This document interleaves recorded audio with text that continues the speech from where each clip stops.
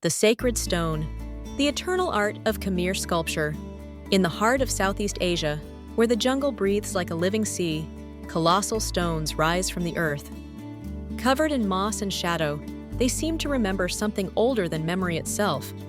Faces carved from sandstone smile at the dawn, their eyes half closed, as if guarding the secrets of time. These are not mere ruins. They are the echoes of the Khmer Empire, and within them beats the eternal soul of a civilization that carved faith into stone. This is the story of Khmer stone sculpture, an art that turned rock into religion, myth into monument, and silence into the voice of gods. Chapter 1. The origins, earth, stone, and the gods. Before the mighty Angkor rose, there were older worlds, Funan and Chenla, the ancestral kingdoms of the Khmer. From the first centuries of our era, traders from India arrived on these shores, bringing not only goods, but beliefs, the stories of Shiva, Vishnu, and the Buddha. But the Khmer were never imitators. They absorbed and transformed. They saw divinity not as something distant, but rooted in nature, in the very stones beneath their feet. Early temples like Sambor Pre Kuk reveal this transformation. There, the carvings are simple, yet full of power, brick and stone blended with spirit. Each relief told not just of gods, but of cosmic order, of mountains that were homes of deities, of rivers that carried the breath of life. These early sculptors were already whispering to eternity. Chapter 2. The Rise of Angkor, where stone learned to speak. In the 9th century, a man named Jayavarman II declared himself Devaraja, the God King, and the Khmer Empire was born.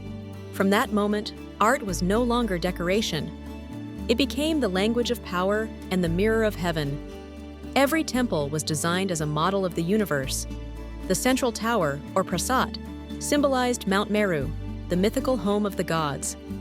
The surrounding moats represented the cosmic oceans, and on these sacred stones, thousands of artisans began to etch eternity. When Suryavarman II ascended the throne, he ordered the construction of Angkor Wat, the temple of Vishnu, the largest religious monument on earth. Its walls stretched for kilometers, covered with reliefs that told entire epics. Here, warriors of the Mahabharata march in perfect rhythm. Gods churn the sea of milk, pulling the serpent Vasuki in a struggle to create immortality. Celestial maidens, the Apsaras, dance forever in the golden light of dawn. Each line of carving was a prayer, each smile a hymn. The artisans did not sign their names. Their signature was the perfection of their faith. Chapter 3. The Hands that Awakened Stone.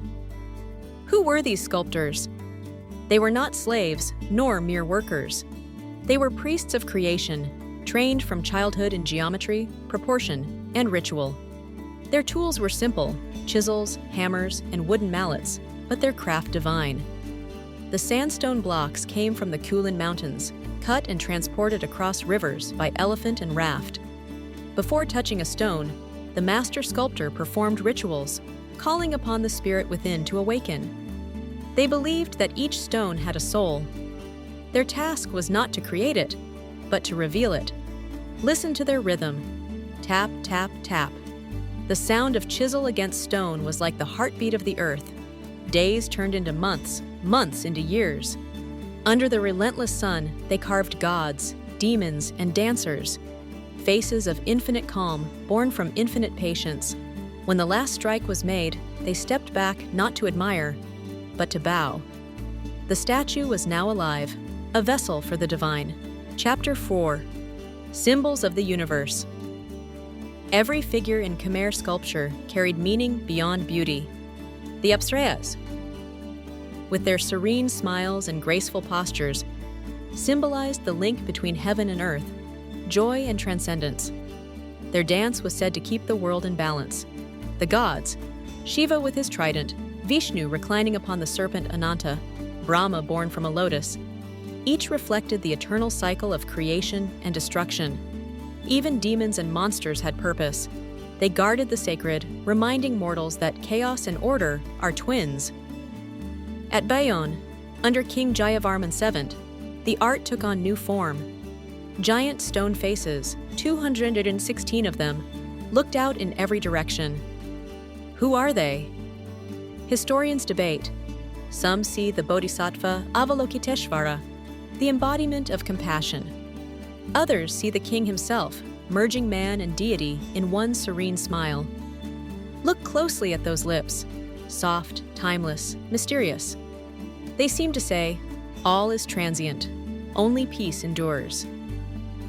Chapter 5. Faith and Empire. For the Khmer kings, sculpture was not luxury, it was devotion and duty. Every carving, every statue was an act of worship and political declaration. To build a temple was to bind heaven to earth, to prove the ruler's divine right. The empire's reach was vast, from the Mekong Delta to the mountains of Laos, from the Gulf of Thailand to the edges of Burma. Yet, as it grew, so did its need for faith to unify the people. Sculpture became the silent law, visible everywhere, unchanging, eternal. Through centuries, sandstone became scripture. Chapter 6. The fall into silence. But time spares no empire. By the 15th century, the once mighty Khmer world began to crumble. War with Siam, shifting trade routes, droughts, and internal decay drew the golden era to its end. Temples fell silent. Jungle roots split the walls. Monkeys took the place of priests. Rain washed the faces of gods until they became ghosts of memory. And yet, they never vanished. Even covered in vines, the Apsaras still smile. Even broken, the faces of Bayon still gaze with serenity. Their silence became their immortality. The empire died, but its stones kept breathing. Chapter 7. The Legacy of a Stone, Legacy of Stone. Centuries later, explorers stumbled upon Angkor, swallowed by the jungle, yet untouched in spirit. In the 19th century, French archaeologists brought its wonders to light, calling it the Jewel of Asia. Today, Angkor Wat, Bayon, Ta Prohm, these temples are UNESCO World Heritage Sites, visited by millions each year. But beyond tourism, they remain spiritual landscapes. To stand before those carvings is to stand at the crossroads of time, to feel the pulse of artisans who worked not for fame, but for eternity. The Khmer sculptors spoke through stone, and the message still echoes. All power fades, all kingdoms fall, but beauty is forever. Epilogue, the breath of eternity. From lifeless rock, the Khmer carved the heart of the cosmos. From mortal hands came divine forms. They did not sculpt to impress, they sculpted to connect. Man with God, body with spirit, time with eternity. Even now, as light moves across the ancient walls of Angkor, those faces awaken once more. You can almost hear them whispering through the wind. We were once the dreamers of stone. Now, we are the memory of the world. This is the art of Khmer stone sculpture, where gods breathe, kings pray, and humanity becomes eternal.